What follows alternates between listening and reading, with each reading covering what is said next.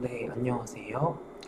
우리가 이번 동영상부터는 3주차 공부를 하게 되었습니다. 우리가 지난번 동영상까지 3.3번 부분까지 공부를 했고, 이번 동영상에서는 3.4번 부분부터 이어서 공부를 해보도록 하겠습니다. 그 3주차부터 수업을 어떻게 진행을 하는 것을 더 선호하는지에 대해서 설문조사를 했었죠. 이제 그래서 다양한 의견을 받았습니다. 이제 그래서 두 가지 방식, 그러니까 녹화하는 방식과 실시간 온라인 수업을 하는 방식의 장점을 최대한 모두 다 활용을 할 수 있도록 한번 수업 진행을 구성을 해보도록 하려고 합니다. 그래서 우선은 3주차부터의 수업도 우선은 1, 2주차에 공부를 했던 것처럼 제가 미리 녹화를 해서 수업을 업로드하는 방식으로 더 진행을 해 보도록 하겠습니다. 제가 그 직접 만나지를 못하다 보니까 어떤 문제들이 혹은 개선점이 필요했는지를 이제 말씀을 해주셔서 제가 알게 됐어요. 그래서 제가 미처 생각하지 못했던 부분들에 대해서도 요렇게 요런 부분들을 원하는구나 라고 제가 명확하게 알 수 있었어서 네, 이렇게 네, 직접 말씀을 해주셔서 정말 감사드립니다. 자세한 부분에 대해서는 PLMS 공지사항을 확인하시면 이제 조금 더 자세하게 말씀을 드리도록 하겠고, 언제든지 궁금한 부분 혹은 개선이 됐으면 좋겠다라고 생각하는 부분이 있으면 이메일, Q&A 게시판 혹은 카카오톡 오픈 채팅을 이용해서 질문을 하시거나 의견을 주시면 감사하겠습니다. 네, 그러면 이번 동영상부터 한번 3.4번 부분을 이어서 살펴보도록 하겠습니다. 우리가 3.4번 부분에서부터는 이제 또 어떤 미국을 중심으로 한 주식시장에 대한 이제 간략한 모습을 살펴보는 부분입니다. 그래서 3.4번 부분에서는 미국의 주식시장을 한번 대표적인 모습을 한번 살펴보는 부분입니다. 이제 그 중에서도 대표적인 미국의 주식시장이라고 할 수 있는 이제 나스닥이라고 하는 것은 약 한 3천 개 정도의 기업이 나스닥이라는 거래소에 상장이 되어 있습니다. 이제 여기 영어 표현의 리스트라고 하는 표현을 우리가 주식에서 말을 할 때는 거래소에 상장을 한다라는 동사 표현으로 뜻한 표현을 한다라고 말씀드렸었죠. 그리고 이와 같은 나스닥은 이제 뭐 여러 어떤 사건들을 통해서 뭐 나스닥도 이제 다른 거래소를 인수합병하기도 하는 식으로 이렇게 현재의 나스닥, 현재의 지금 뭐 나스닥의 마켓 센터라는 모습에까지 어떤 뭐 일련의 시간을 거치면서 이르게 되었습니다. 이제 그래서 이제 거의 대부분 지금 나스닥 거래의 대부분은 이렇게 어떤 전자적인 방식을 통해서 당연히 거래가 되는 모습으로 바뀌었고요. 이제 보통 우리가 뭐 보통이 아니라 일반적인 경우라고 하면 이제 우리 같은 어떤 개인들은 뭐 이거는 기관 투자자들도 마찬가지인데 이제 그런 어떤 투자자가 A라는 투자자가 있다. 그리고 이제 여기에 거래소가 있다. 그러면 우리가 바로 거래소 가가지고 나 이 주식 살게요 라고 못한다고 했죠. 그 중간에 있는 증권사, 미국 표현으로 말을 하면 투자은행을 통해서 우리는 주식이나 어떤 채권 등을 살 수 있다라고 했습니다. 이제 그래서 이제 여기에서 나와 있는 subscriber라는 말은 요 증권사와 거래소의 관계를 이야기를 하는 표현입니다. subscriber라는 영어 단어의 뜻은 구독자라는 뜻이죠. 그래서 뭐 유튜브 구독자 할 때도 유튜브 subscribers 그렇게 이야기를 하는데 이렇게 중간에서 주식을 고객과 거래소를 이어주는 역할을 하려면 그 증권사는 이제 거래소에 등록을 해야 됩니다. 신청을 해야 됩니다. 이제 그러면서 당연히 거래소에 돈도 내야 되고요. 이제 그런 의미에서 요와 같은 거래소에 등록하는 증권사를 subscriber라고 이야기를 하는데, 이제 여기에 총 그와 같은 등록하는 종류가 3단계가 있다라고 했습니다. 이제 그래서 가장 높은 레벨 3, 그다음에 중간에 레벨 2, 레벨 1, 뭐 요렇게 있습니다. 이제 그래서 레벨 1의 경우에는 이제 이 중간에서 증권사가 어떤 브로커로서의 투자자와 거래소의 어떤 진짜 투자자가 주식 사겠다고 하면 거래소에서 주식 가져다가 연결시켜주고 그런 적극적인 역할을 하지는 않고, 이제 거래소에서 실시간 정보, 어떤 주식이 체결된다든지 하는 정보를 그냥 어떤 인포메이션만, 팩트만 투자자에게 전달하는 역할.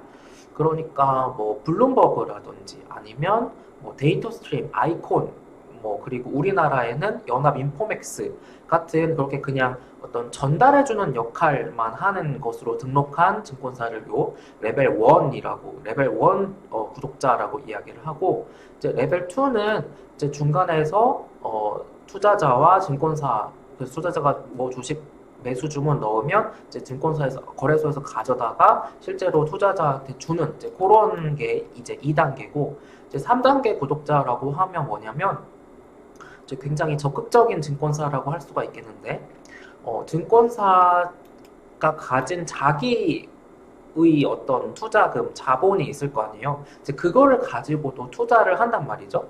그러니까 뭐 삼성증권이 자체로 이제 가지고 있는 자본, 뭐 삼성증권이 고객들로부터 어떤 뭐 펀드라든지 그런 거를 해서 모은 자본 같은 것도 굴려야 되니까 이제 그 자기의 자본을 가지고 또 이제 고객과 여기 있는 고객과 관계없이 내 자본을 어떤 주식에 사고 팔고 하는 이제 가장 적극적인 활동까지 하는 증권사를 이제 레벨 3라고 합니다.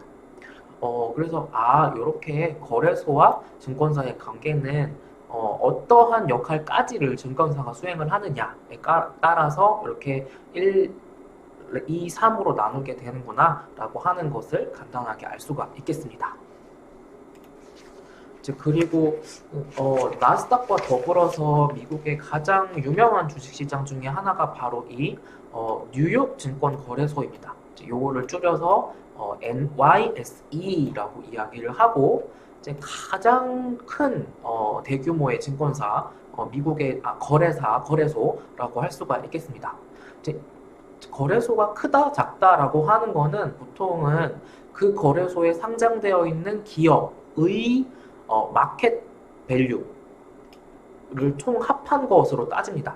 그래서 우리나라 한국거래소에는 뭐 삼성전자, 뭐 현대차, 뭐 이렇게 쭉쭉쭉쭉 1위부터 마켓캡으로 1위부터 쭉쭉쭉 상장이 되어 있잖아요. 그 규모를 가지고 미국의 NYS가 전 세계적으로 가장 큰 거래소구나라고 하는 것을 알 수가 있겠습니다. 이제 이 NYSE는 우리가 앞에 3단원 앞부분에서 봤던 뭐 여러 메커니즘 거래 방식들이 있지만 지금은 이렇게 거의 다 전자적으로 거래가 됩니다.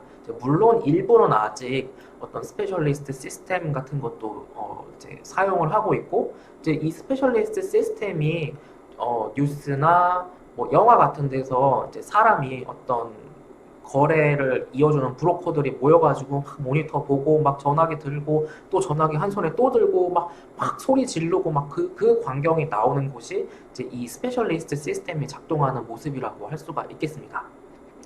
이제 그리고 여기 이제 그런 어떤 예전의 모습에서 지금까지의 어떤 전자적인 모습으로 NYSE라는 거래소가 어떻게 변해 왔는지를 뭐 76년에는 뭐 이런 시스템을 도입했고 2000년에는 이런 시스템, 2006년에는 이런 시스템을 도입을 하면서 지금에까지 이르게 되었다라는 모습입니다. 그래서 뭐 이 연도에 도입한 시스템이 뭐냐, 뭐 이거를 다 애울 필요가 없겠고, 이제 이렇게 변해 왔고 최근에 와서는 거의 다 전자적 시스템으로 변했구나라고 알면 되겠습니다. 그리고 우리가 앞에서 살펴봤던 ECN, 그러니까 이와 같은 거래소는 그냥 진짜 사람의 어떤 개입 없이 컴퓨터로만 주식의 주문 들어오면 거래소에서 가져다가 체결시켜주는 역할을 하는 이제 그러한 역할을 하는 거래소가 ECN 형태의 거래소라고 할 수가 있겠습니다. 그래서 이 ECN과 같은 거래소 형태들은 이제 거래소는 거래소인데 앞에서처럼 NYS의 예전 모습처럼 뭐 스페셜리스트 사람이 있다든지 한 게 아니고 진짜 투자자의 주문 들어오면 이제 컴퓨터 자기 시스템을 통해서 이제 주문을 체결시켜 주는 이제 그러한 역할을 하는 거래소라고 할 수가 있겠습니다. 이제 그리고 앞에서도 요 OTC라는 말이 나왔었죠. 이제 이 OTC라는 이 글자는 over the counter라는 말의 약자를 써서 OTC라고 하는 이야기입니다. 이제 이거를 뭐 영어나 혹은 토익 공부하신 분들은 이 OTC라는 뜻이 약국에서 우리가 약사의 의사분의 처방 없이 뭐 감기약 주세요, 소화제 주세요, 아니면 요즘에 뭐 마스크 주세요, 뭐 이런 것처럼 의사의 처방 없이 살 수 있는 약품들을 OTC 의약품이라고 한다라는 거를 영어에서 먼저 배우셨을 거예요. 그래서 이제 OTC라고 하는 요게 표현이 이렇게 경제나 금융에서 사용이 되게 되면 거래소를 통하지 않고 거래되는 뭐 채권과 같은 그런 금융 상품을 OTC 금융 상품이다 이야기를 합니다. 이제 그래서 이렇게 ECN을 통해서 많은 경우에는 거래소 시스템을 통해서 체결이 되지만 이제 그렇지 않고 장 외에서 거래소를 통하지 않고 채권과 같은 게 대표적인 케이스인데 그런 경우에는 어떤 채권 딜러를 통해서 거래가 되는 경우도 있다라고 할 수가 있겠습니다. 이제 그리고 이와 같은 ECN들은 자기네 시스템을 이용하면 투자자가 더 빨리 거래를 체결할 수 있다라고 이런 식으로 광고를 하면서 투자자들을 끌어 모읍니다. 이제 그때 이야기를 하는 것이 레이턴시라고 하는 표현이 나오는데요. 이거는 뭐냐면 전자전기 쪽 전공하신 분들은 아니면 뭐 인터넷 컴퓨터 쪽 아시는 분들은 이 레이턴시가 무슨 뭐 지연 시간 뭐 이렇게 해가지고 이미 그 공학이나 그런 부분에서 접해봤죠. 그래서 그 마찬가지 같은 맥락으로 투자자가 지금 뭐 예를 들어 뭐 오전 10시 00분 00초에 주문을 딱 냈는데 시작까지 냈는데 이제 그게 뭐 몇 밀리세컨드 아니면 몇 뭐 마이크로 세컨드 후에 체결이 되는지 그래서 주문을 넣고 딱 체결이 될 때까지 걸리는 시간 그 시간이 지연되는 정도를 레이턴시라고 이야기를 합니다. 그래서 지금에 와서는 뭐 지금 이제 이 레이턴시가 얼마까지 줄어들었냐면 진짜 이제 초 단위도 아니고 초에서 더 낮은 마이크로 세컨드 100 마이크로 세컨드 안에 투자자가 주문 탁 넣으면 매도 주문 넣으면 시장가로 만약에 넣었다 치면 100 마이크로 세컨드 안에 체결이 된다라고 그러니까 굉장히 그냥 생각할 겨를도 없이 그냥 체결이 돼버린다라고 하는 거죠.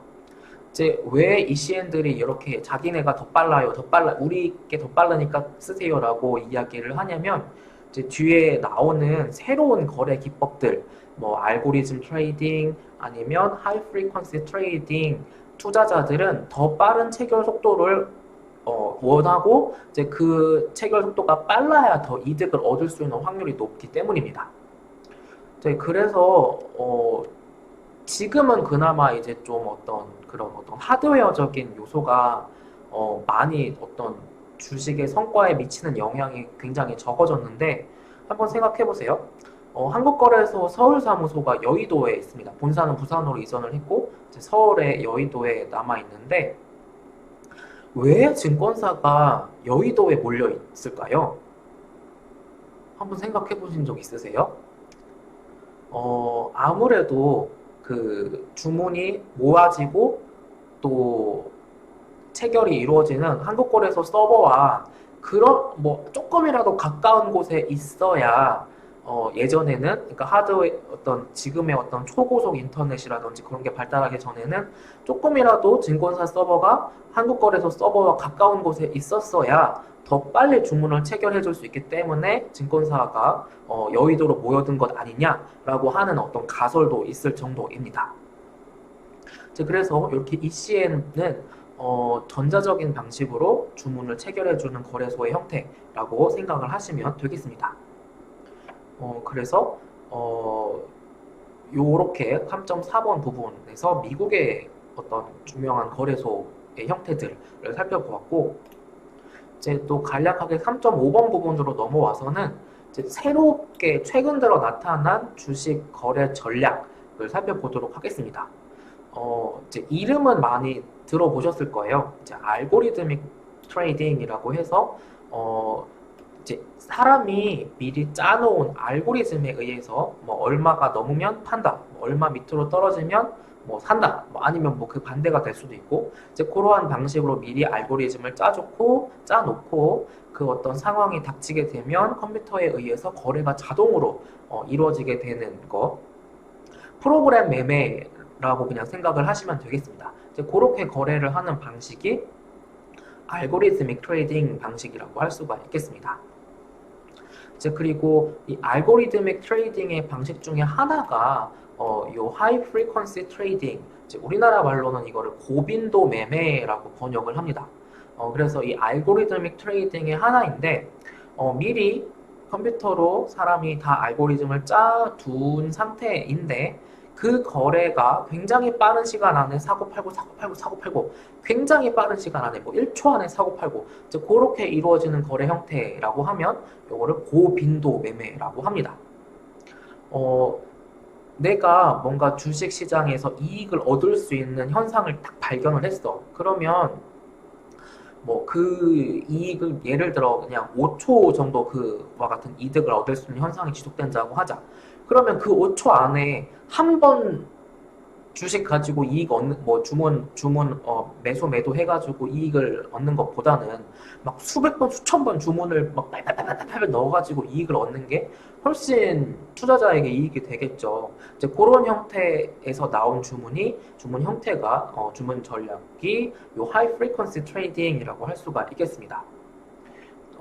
이제 그리고 세 번째로 나오는 형태는 다크풀이라고 하는 건데, 이제 이 이름에서 막 다크라는 말이 들어가서 이게 뭐 불법적인 형태인가? 라고 생각을 할 수가 있는데, 불법은 아니고, 왜 이 다크라는 이름이 붙었냐면, 만약에 뭔가 주식을 대량으로 팔려는 사람이 있다라고 합시다. 근데 그렇게 주식을 막 100만 주, 막 200만 주씩 팔려고 하는 사람은 내가 매도 주문을 내더라도 100만 주, 2만 주가 이게 금방 체결이 안 될 거고, 의도치 않게 시장에 영향을 줄 수가 있습니다. 나는 이거를 만 원에, 한 주당 만 원에 100만 주를 매도를 하고 싶어. 근데 내가 지금 시장에 유통되는 게 뭐 겨우 뭐 11,000주 뭐 이렇게밖에 안 되는데, 내가 매도를 만 주를 때려버리면 그 시그널에 의해서, 그 어떤 매도 주문 물량 폭탄에 의해서 갑자기 만 원이던 게 9,000원, 8,000원으로 떨어질 수 있단 말이죠. 의도치 않게. 아니, 그러면 나는 한 주당 만 원에 팔려고 이거를 의도를 했는데, 의도치 않게 한 주당 막 8,000원, 6,000원에 팔아야 되는 일이 생길 수 있다 보니, 이제 일반적으로 대량으로 주식을 팔려는 사람 혹은 살려는 사람을 장외, 시간이 끝나고, 장시간이 끝나고 어떤 거래 증권사를 통해서 살려는 사람과 팔려는 사람이 자기를 드러내지 않고 물량을 사고 팔고 할 수 있도록 해주는 거래 전략, 거래 시스템이 다크풀이라고 할 수가 있겠습니다.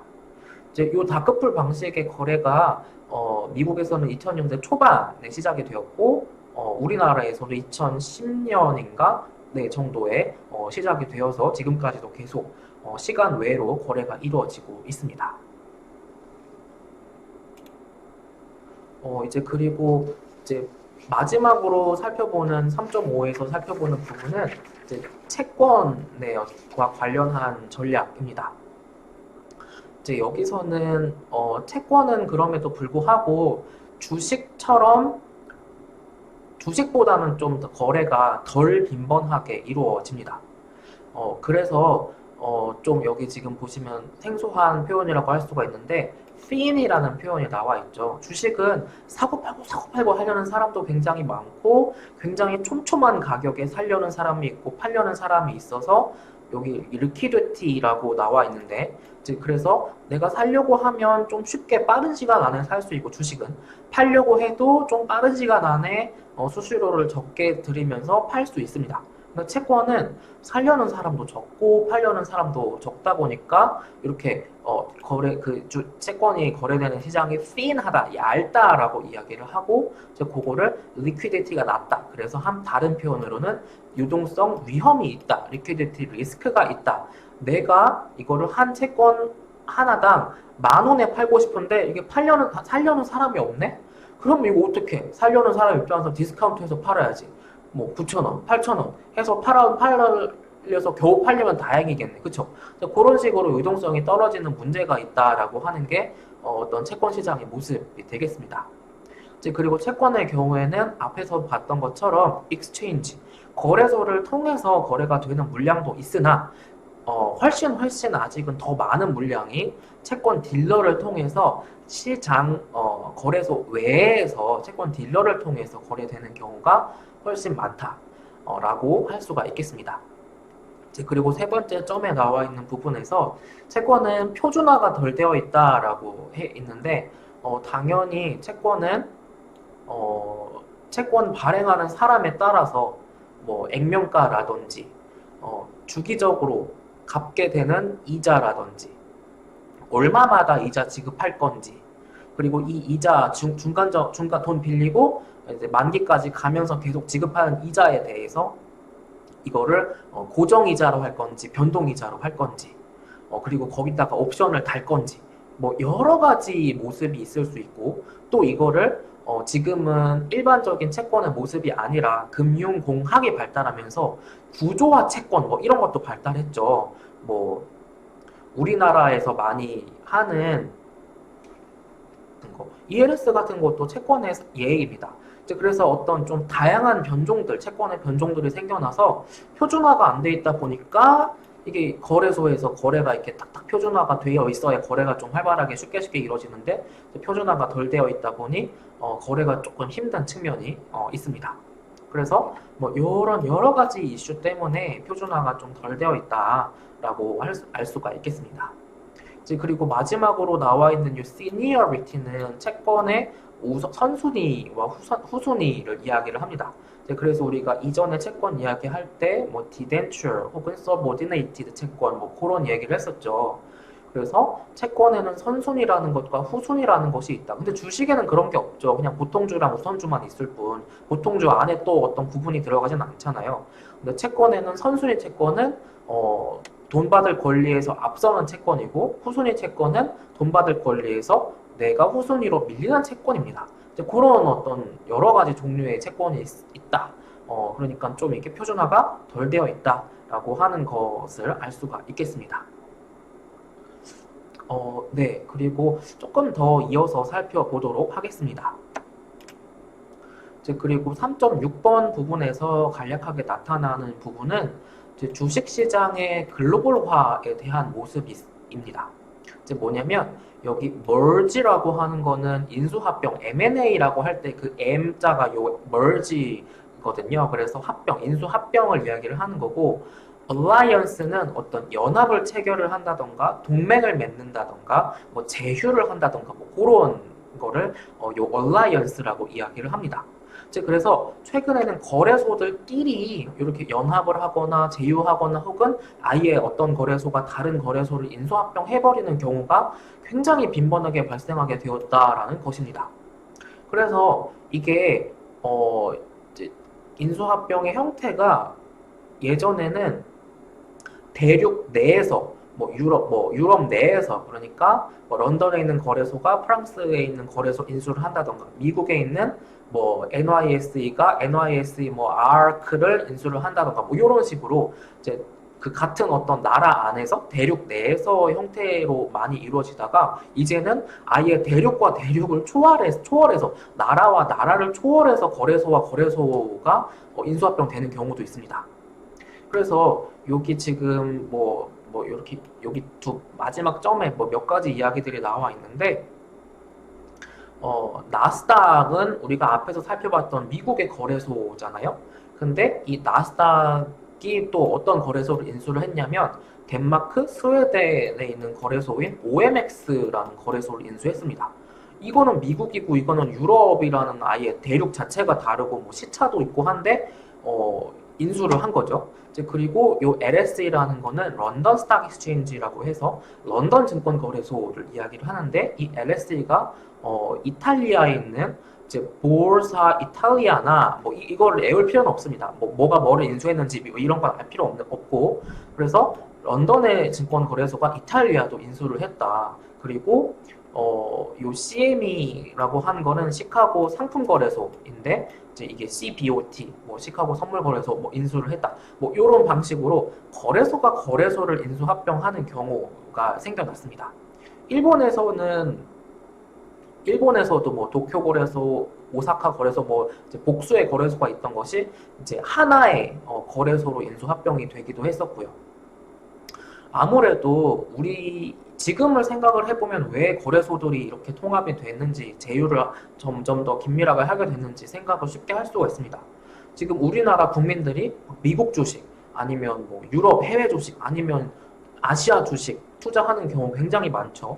그러니까 이 어떤 브로커 딜러 서비스를 제공해주는 거래소들, 주식을 체결해주는 거래소들 입장에서도 점점 더 많은 제휴를 하다가 그냥 아예 내가 저 회사를 인수합병 해버리는 게 낫겠는데 뭐 그게 아예 비용이 더 싸겠는데 라고 이렇게 생각을 하면서 이렇게 인수합병을 하게 됐다라는 것입니다.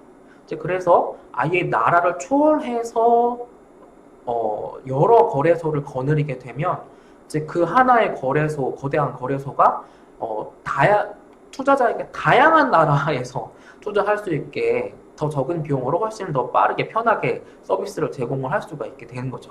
이제 그래서 글로벌화가 되었다라는 것이 여기 거래소에서도 나타나고 있다라는 것입니다.